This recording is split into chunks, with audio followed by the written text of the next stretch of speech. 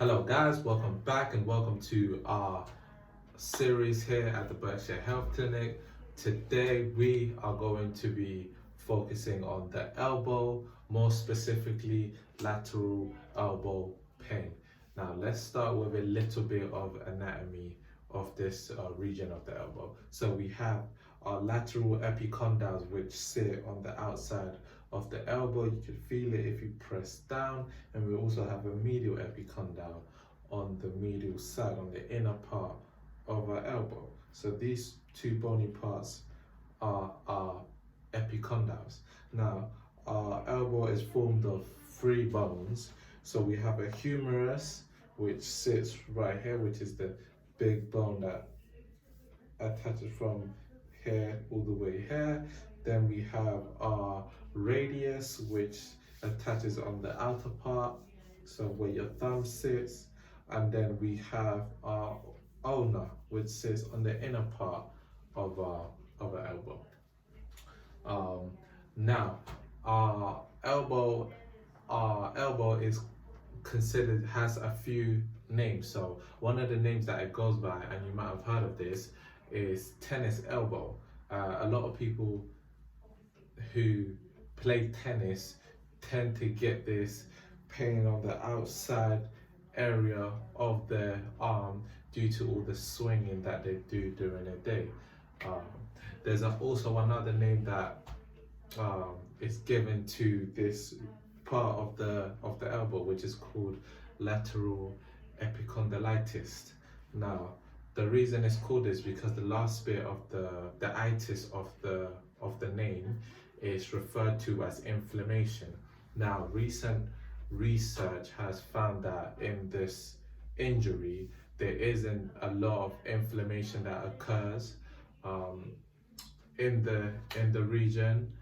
So they've decided to kind of change the name of it, and I believe the name they've gone with is lateral epicondylalgia, which is basically taking away the inflammation part of it. Now, how do we develop this type of injury? Now, this injury is caused by repetitive and overuse.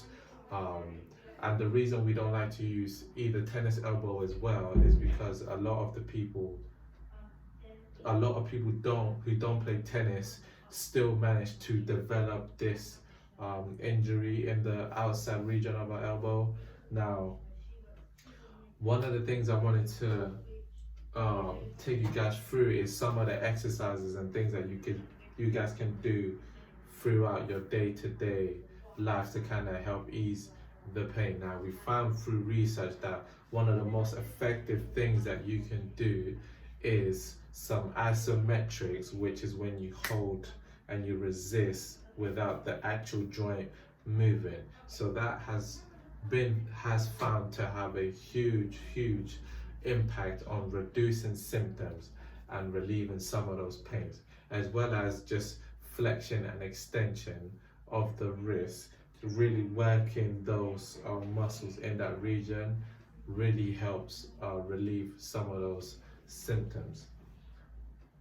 Now, let me show you guys the exercise you can do, which is pretty straightforward. I kind of just explained it, but I want to give you guys a visual of the actual exercise. So,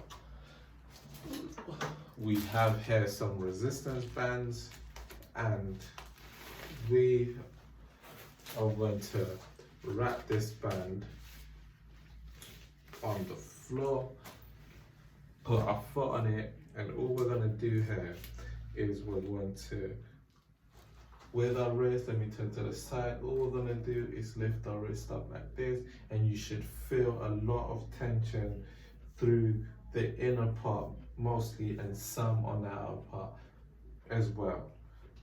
And if you hold that there for 5 seconds and you do 10 reps of those, that should help ease that pain off. Also, you can do the opposite side as well. Grab a resistance band, lift up, and you should feel on this side a lot of tension on the outer part here, and you hold that for 5 seconds, then ease off, and you do that 3 times. So I hope you guys found this video helpful. Whoever's suffering from lateral epicondylgia, if you have any questions, please follow us, comment below, and we'll be more than happy to answer your questions.